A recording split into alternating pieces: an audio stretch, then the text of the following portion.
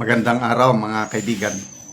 Bigyan natin ngayon ng reaction opinion itong post ni Kipi Chu sa kanyang official Facebook page. Tungkol ito kay Eden Santos, nagtatanong kay E.S. Bersamin tungkol sa pagkapili o appoint kay General Torre as Chief PNP. Sabi ni Kipi, Eden, walang preno Santos. Alam niyo naman kung magtanong si Miss Eden Santos, walang takot magtanong eh. Eden, walang preno Santos. Ito yung tanong. Inaasahan niyo ba na ma-demoralize yung ibang police sa appointment sa hanay ng PNP? Kasi kung tignan mo yung background ng ibang contender, so and so, di ba parang reward lang ito kay Torre? Nako, nagkahirap-hirap na pagsagot si E.S. Bersamin. Okay, pakinggan natin ang sagutan nila. Sa hanay po ng PNP, yung pagkaka-appoint po sa kanya. Bakit naman? Dahil kung titingnan po yung mga background po ng iba pang contender, hindi po kaya magdulot ito ng problema sa hanay. Palagay ko naman, hindi. Dahil professional yung mga hanay ng kapulisan. No? They're all very great professionals. They are very decorated individuals. So they just follow what the Commander-in-Chief or what the President desires. So hindi po naman ito reward sa kanya, another reward ng Pangulo. Yung kanya Reward. Alam mo, lahat ng promotion reward yan, no? But most promotions are given on merit. So let us assume that this was given on merit. Because, you know, it was not an easy decision on the part of the President. He considered, to my recollection, 5 names, no? And you must probably have an idea of who those 5 were. But as of this time, the decision was already made, and it favored Police Major General Torre. By the time he accepts this appointment, he will have the 4 stars. That is the regulatory rank, the stars. Forecast is that there will be in Santos. Okay, una kong comment, reaction, opinion ko, ano yung the way na pagsagot ni E.S. Bersamin, with all due respect, nakukulangan ako sa kanyang pagsagot.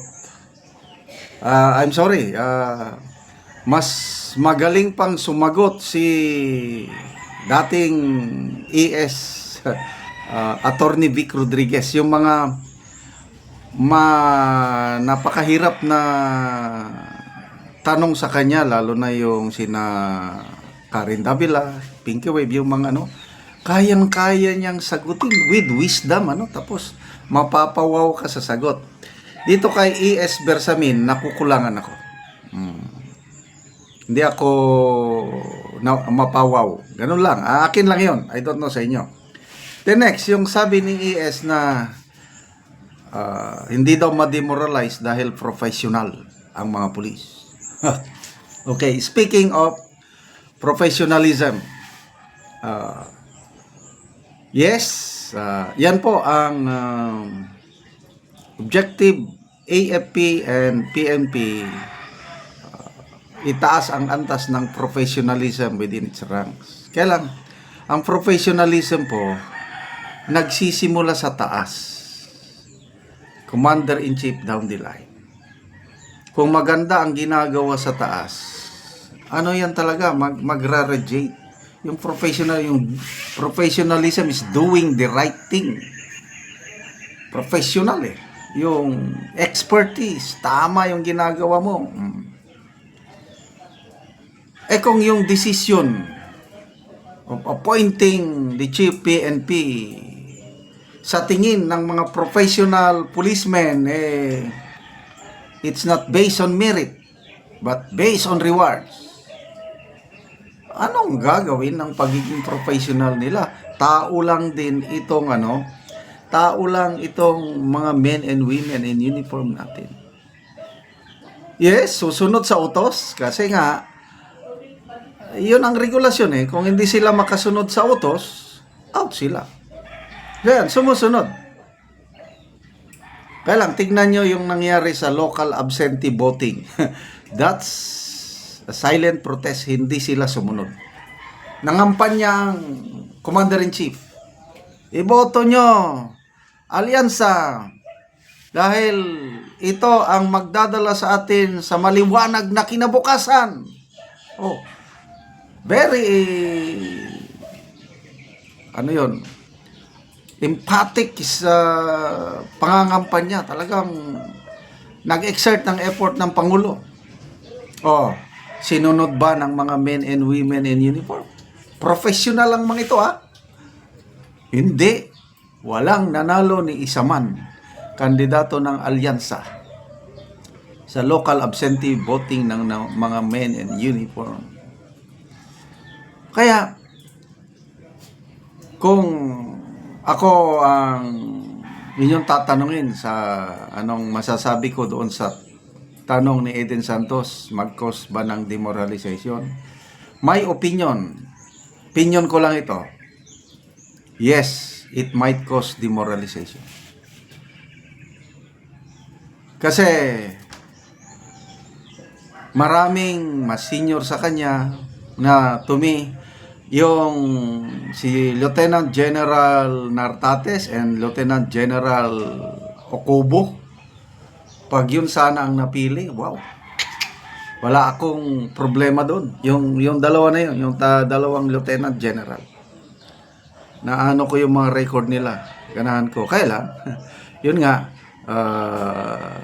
the President has made this decision based on merit daw. So, ano ang merit system? Ano ang nagawa ni General Torre para siya i-appoint? Mga nababasa kong comments, nagbabasa ko ng comments. Ang sinasabi ng mga netizens na merit, accomplishment ni General Torre ay yung pag-raid niya sa KOJC at saka yung pag-aresto kay PRRD. Yun ang merit. So, was that a popular yung pangyayari na yon? Anong dating nun sa mga taong bayan? Yes, malalaman na lang natin sa mga susunod na ratings ng Pangulo. Anong epekto sa ratings ng Pangulo itong pag-appoint niya kay General Torre as Chief PNP. Okay, mga kaibigan, salamat sa inyong pagsubaybay sa ating channel.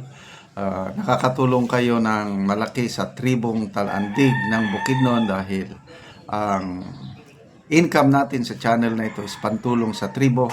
Namimigay tayo ngayon ng mga yero at pako para makapagpatayo ng mas maayos na bahay itong tribong Talandig. Panoorin nyo ang video na ito. Karon mauna ni ang atop ni Angkol sa natagaan na mo og yero. Mauna ni kadako sa buslot sa iyang balay.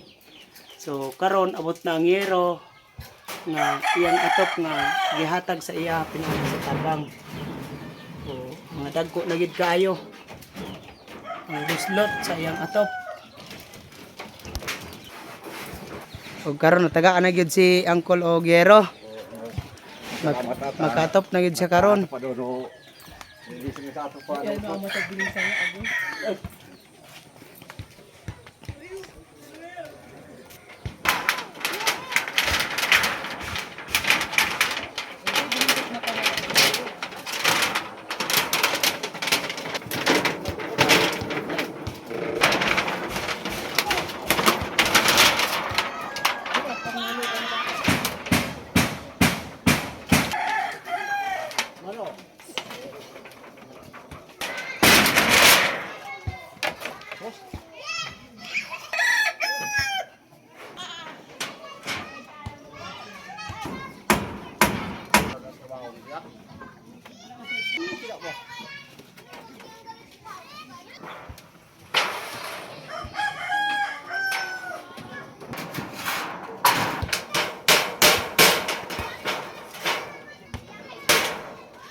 O karon humanagid si Ante og atop sa ilang balay.